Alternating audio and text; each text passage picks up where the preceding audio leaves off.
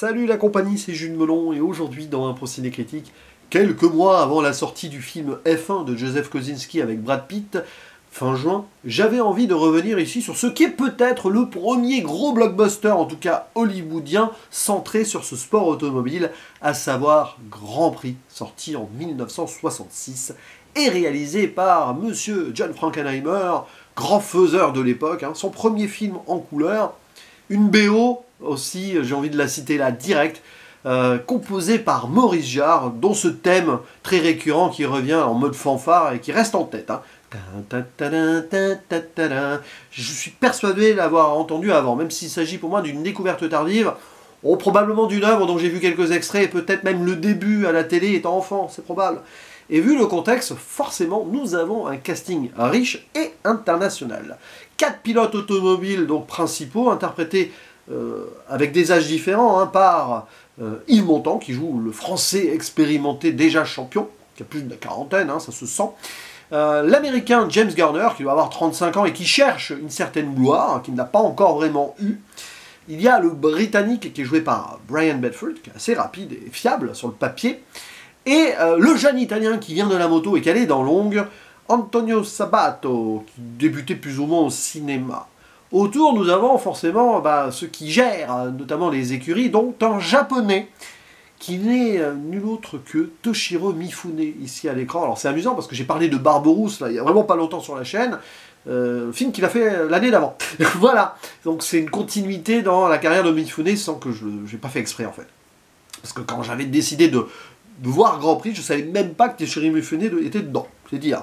Et forcément, qui dit sportif de haut niveau, course auto, dit des femmes qui gravitent autour, avec quelques clichés stéréotypes potentiels, mais Eva Marie Saint, intéressant son personnage, le journaliste qui va se rapprocher du personnage d'Yves Montand. Et oui, une actrice qu'on a vue chez Hitchcock, La mort aux trousses notamment. Tiens, je ferai un lien indirect avec La mort aux trousses peu après.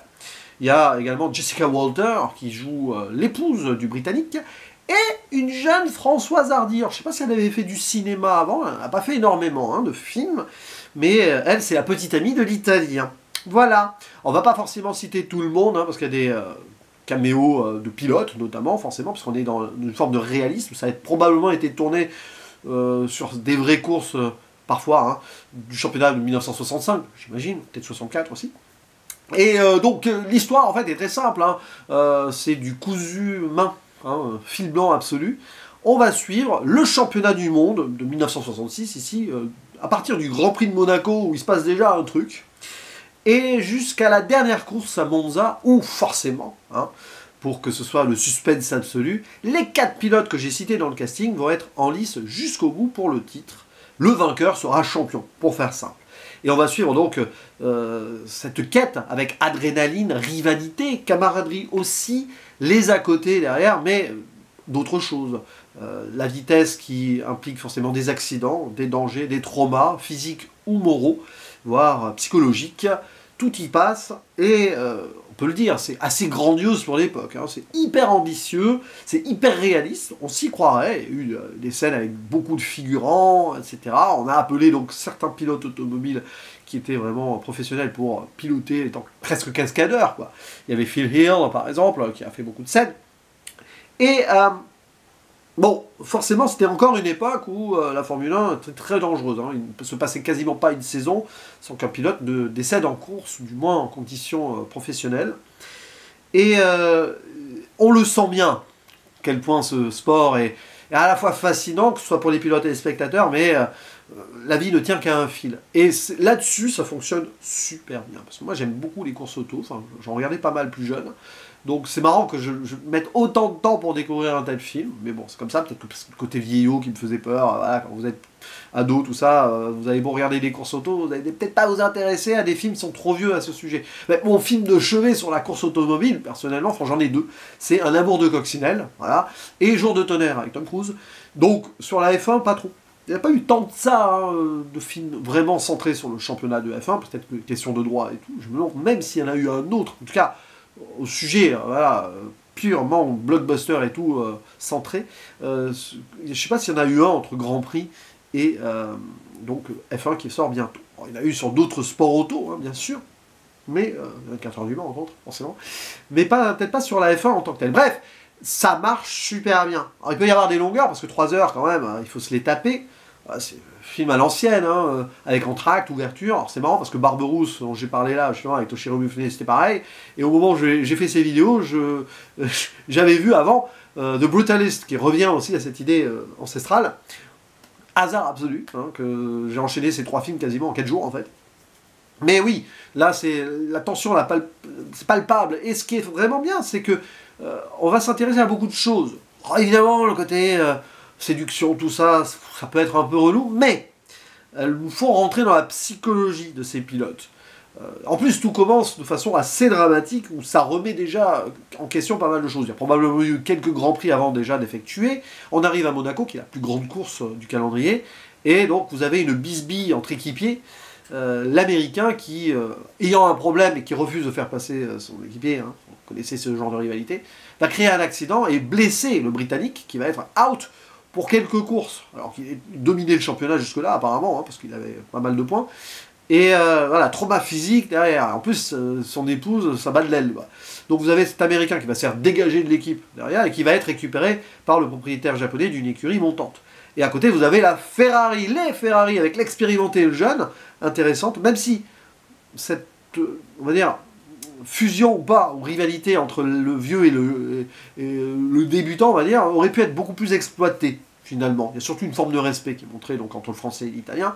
Mais voilà, vous avez vraiment toutes les légendes qui sont là, quoi. Et puis des vraies légendes autour qui apparaissent. Il y a même Fangio qui fait un caméo dans son propre rôle. Enfin, et donc, évidemment, après, il se passe ce qui doit se passer. Hein. Je ne vais pas rentrer dans la zone spoiler, mais vous pouvez imaginer qu'il va y avoir... Bon, déjà des doutes sur la carrière. Hein. Le personnage donc, de Sarti, joué par Montand, qui arrive au bout, qui a tout gagné. Qu'est-ce qu'il doit faire encore? Et c'est cette rencontre avec cette journaliste américaine qui va lui faire réfléchir sur certains trucs. L'autre qui cherche sa gloire, qui va avec l'écurie japonaise justement en tant que double ambition, peut-être réussir à quelque chose. Le Britannique qui va quand même revenir à la compétition malgré ses blessures, et on le voit, tout ce qu'il doit faire à côté pour calmer la douleur, donc c'est vraiment, vraiment complexe. Puis tu as l'Italien à côté qui observe et qui vit sa vie, quoi, tranquille, hein. Il ne se prend pas la tête, il est cool, quoi. Donc on voit aussi l'évolution du caractère des pilotes. Mais il n'y a pas de... Voilà, c'est pas comme dans Rush, tiens, bah si, finalement, il y a eu ce film sur la F1, j'ai failli l'oublier, et pourtant je l'aime beaucoup, de Ron Howard.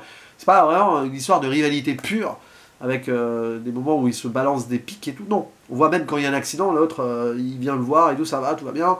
Il y a quand même cette idée-là. Et puis, pour l'époque, parce que bah, c'était quand même très dangereux, et très dangereux à l'époque, alors, pourtant, dans la réalité, tout ce qui est sécurité, c'est pas trop ça.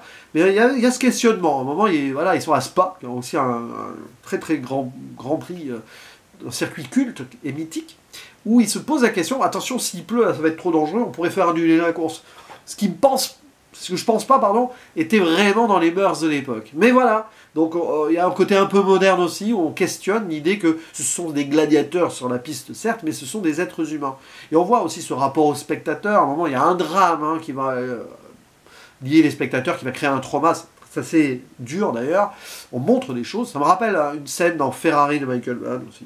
Voilà, un autre pilote qui parle de la F1. Bon, finalement, j'ai l'air malin, moi, tout à l'heure, quand j'ai dit « il n'y a pas eu beaucoup de films sur la F1 ». Bah, oui, mais bon, indirectement, un peu quand même. Oui, mais voilà, il y a tout ce qui va tourner autour donc, de ce danger et de moment, l'humain, où est la place de celui-ci, quoi.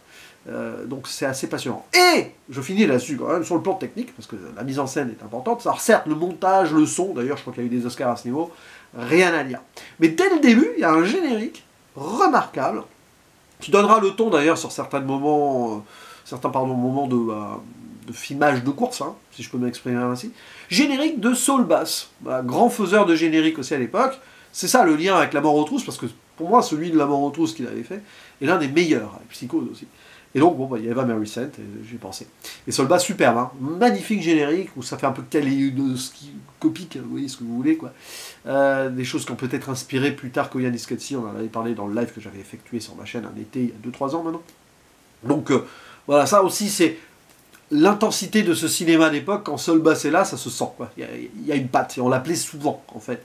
Et après, bah, ça génère donc quelques scènes aussi où il y a des split screens qui sont parfois intéressants. Alors, sur la piste, c'est-à-dire, ok, on voit plusieurs trucs. Mais aussi, vers la fin en tout cas, les pilotes qui se battent pour le titre, et à côté leurs compagnes ou proches qui observent ou qui attendent. Intéressant ça, vu ce qui va se passer à un moment, ce sera d'autant plus intéressant. Voilà. Donc Grand Prix, voyez-le, c'est intéressant, c'est même fort bien.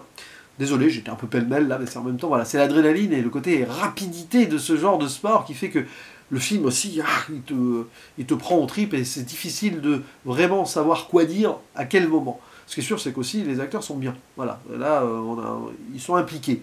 Yves Montand, je le trouve bien. À chaque fois que je le vois dans un film, il prend son personnage, même si on voit souvent Yves Montand quand même derrière. Hein, un petit peu son charisme aussi.